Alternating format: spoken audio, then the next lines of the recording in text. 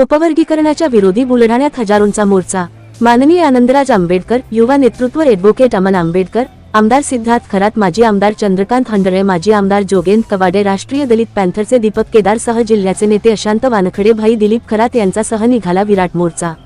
राज्य शासन अनुसूचित जातीच्या आरक्षणामध्ये उपवर्गीकरण करू पाहत आहे। हे गैरसंवैधानिक असून संविधानामध्ये कुठल्याच अनुच्छेदात याला तारा नाही। तरी स्वतःच्या फायद्यासाठी मातंग समाजातील काही नेते शासनाच्या सोबत जाऊन संविधानाने निर्माण केलेलं अनुसूचित जातीचा एकसंघ फोडण्याच्या कारस्थानामध्ये सहभागी झाले आणि स्वतंत्र आरक्षण मागण्यासाठी उपवर्गीकरण करा म्हणून मोर्चे काढत आहेत। मात्र आंबेडकरी समाज व त्यांच्यासोबत 58 जाती यांचे मोर्चे उपवर्गीकरण नको यासाठी महाराष्ट्रभर लाखोंच्या संख्येने निघत आहेत। आज दिनांक 29 जुलै 2026 रोजी बुलढाणा जिल्ह्याच्या वतीने जिल्हास्तरीय महामोर्चाचे आयोजन करण्यात आले होते। बुलढाणा जिल्ह्यातील 13 तालुक्यातून सर्व अनुसूचित जातीच्या प्रवर्गातील जाती बुलढाण्यात एकवटल्या आणि हा बलशाली मोर्चा काढून आपली अनुसूचित जाती उपवर्गीकरण विरोधात भूमिका पार पाडली। संपूर्ण महाराष्ट्रभर आनंदराज आंबेडकर यांच्या आदेशाने हे मोर्चे निघाले व आज प्रत्यक्ष माननीय आनंदराज आंबेडकर यांच्या नेतृत्वात व उपस्थितीत तसेच युवा नेतृत्व ॲडव्होकेट अमन आंबेडकर यांच्या उपस्थितीत हा हजारोंचा मोर्चा महिला, पुरुष, तरुणी, विद्यार्थी, विद्यार्थिनी, अबालवृद्ध या मोर्चात सामील झाले। सोबतच आमदार सिद्धार्थजी खरात, माजी आमदार चंद्रकांत हंडळे, पीपल रिपब्लिकन पार्टीचे नेते जोगेंद्रजी कवाडे, राष्ट्रीय दलित पॅंथरचे दीपकजी केदार, जिल्ह्याचे नेतृत्व भाई अशांत वानखेडे, भाई दिलीप खरात तसेच तत्सम जिल्ह्याचे महत्त्वाचे व आघाडीचे सर्व नेते यांच्यासह हा मोर्चा आज बुलढाण्यात निघाल्याने बुलढाणा शहर दणाणले। महामानवांच्या जय घोषात बुलढाणा शहर दणाणून गेले। पहा हा मोर्चा AB7 न्यूजवर जिल्हा प्रतिनिधी कैलास खराटेसह अनिल खराटे यांच्यासोबत। महाराष्ट्राच्या मुख्यमंत्र्याला या 27 आमदारांना भेटायला वेळ नाही, तो इतरांना भेटतोय।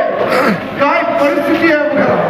मी सुद्धा त्यांच्या ईमेलवर भेटीची वेळ मागितली, अजून देत नाही, कारण त्यांचा बोलबिका धडी वेगळाच कोणी आणि त्यांनी त्यांना आदेश दिला आहे की हे झालं पाहिजे आणि त्यासाठी त्यांची धडपड चाललेली आहे। खरं म्हणजे आज या इथे अनेक वक्ते या आंबेडकरी समाजा संदर्भामध्ये बोलून गेले। कवाडे सर असतील, त्याचबरोबर भानुदास विसावे असतील, लक्ष्मणराव घुमरे असतील, त्याचबरोबर या इथे आमचे भानुदास विसावे अनेक, त्याचबरोबर आमच्या रिप्रेझेंटेटिव्ह विजय मोरे, विजयकांत कवी, त्याचबरोबर VM भागने, प्रकाश दांडगे, सगवार पराम आणि अनेक सर्व कार्यकर्ते आणि या आजचा जो कार्यक्रम ज्या 10 मुलांनी आणि त्यांच्या बरोबर असणाऱ्या अनेक त्यांच्या सहकार्याने केला आहे, त्याबद्दल पहिल्यांदा मी त्या सर्वांना धन्यवाद देतो। कारण प्रचंड असा मोर्चा आहे। मुंबई, सोलापूर कालच्या पावसामध्ये धोधो पावसामध्ये धाराशिव असे प्रचंड मोर्चे झाले। महिला सुद्धा पावसामध्ये पाणी बघितलं नाही आणि याच्यामध्ये मोठ्या संख्येने उपस्थित आहे। त्याचं कारण असं आहे की येणाऱ्या पुढच्या पिढीसाठी आंबेडकरी समाजाचा प्रत्येक माणूस आज या इथे रस्त्यावरती उतरत आहे। कारण हे काही साधं नाही आहे। तुम्हाला असं वाटत असेल उपवर्गीकरण झालं तर काय होईल?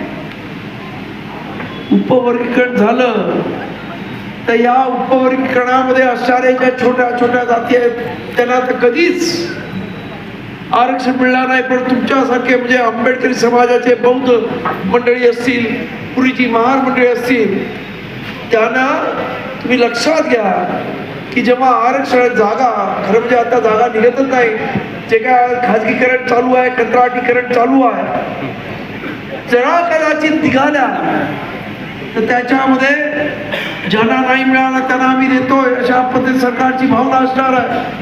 त्यानंतर मग त्या तिथं STच्या जागा निघतील, मग OBCच्या जागा निघतील, नंतर इकॉनॉमिक बॅकवर्ड क्लासच्या जागा निघतील आणि त्यानंतर 25 वर्षाने आला तर तुमचा नंबर येईल, अशी परिस्थिती आहे। एवढं भयानक हे षडयंत्र आहे। समाजाला अजून कळत नाहीये की हे षडयंत्र कशा पद्धतीने राबवतात।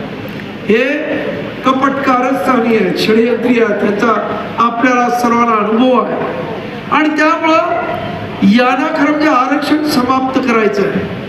आणि याच्यामध्ये ज्या कोणी जातीला मिळालं नाही आरक्षण म्हणून त्याला पहिल्यांदा देतील आणि त्या जातींमध्ये ते मंडळी जर भेटली नाही तर 3दा ऍडव्हर्टाईज केलं जातील आणि त्यानंतर त्या जागा खुल्या प्रवर्गाला दिल्या जातील.